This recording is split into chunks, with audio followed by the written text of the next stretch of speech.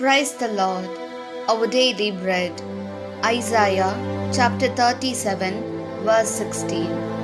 Lord of armies, the God of Israel, who is enthroned among the cherubim, you are the God, even you alone, of all the kingdoms of the earth.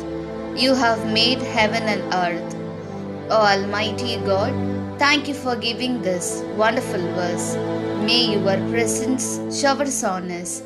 O Lord, God of hosts, who brought the people of Israel out of Egypt. O Lord, God of hosts, who brought the people of Israel out of Egypt, and who has done wonders and miracles in our lives to this day, we praise and glorify you and worship you. You alone are the Lord, you alone are the Most High. The heavens and the earth and all that is in them are yours. Therefore, grant us to know that you alone are our God, and not to serve or worship other gods, but to cling to you alone. We ask this in the name of Jesus Christ. Amen.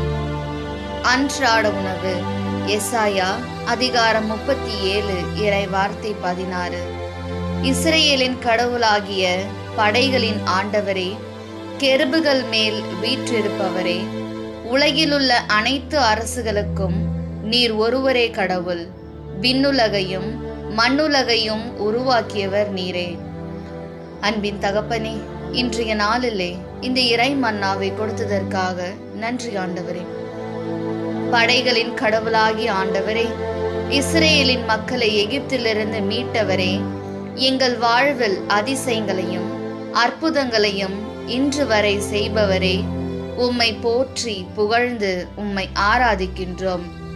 நீர் ஒருவரே ஆண்டவர், நீர் ஒருவரே உன்னதர். விண்ணுலகும் மண்ணுலகும் அதில் நிறைந்துள்ள யாவும் உம்முடையதே. எனவே நீர் ஒருவரே எங்களுக்கு கடவுள் என்பதை உணர்ந்து வேற்று தெய்வங்களுக்கு ஊழியம் செய்யாமலும் அவற்றை வழிபடாமலும் உம்மை மட்டுமே பற்றி கொண்டு வாழ எங்களை ஆசிர்வதியும். ஆமீன். அன்னநுள்ள போஜனம். ஏசாயா 37 அத்தியாயம் 16 வாக்கியம். சைன்யங்களுடைய கர்த்தாவே, இஸ்ராயேலின் தெய்வமே, கெருபுகளின் மேல் சிம்ஹாசனஸ்தனாயி இருக்கின்றவனே, அங்கு மாத்திரமான பூமியிலே எல்லா ராஜ்யங்களுடையும் தெய்வம். ஆகாசமும் பூமியும் அங்கு சிருஷ்டிச்சு. சைன்யங்களோட கர்த்தாவே, இஸ்ராயல் ஜனத்தே, ஈஜிப்தின்றே அடிமத்துவத்தில் நின்னும் ரட்சிச்ச கர்த்தாவே, அங்கு அற்புதங்கள் பிரவர்த்திക്കുന്ന தெய்வமே, அங்கே ஆராதிக்கணும். அங்கு மாத்திரமான உன்னதன், அங்கு மாத்திரமான தெய்வம்.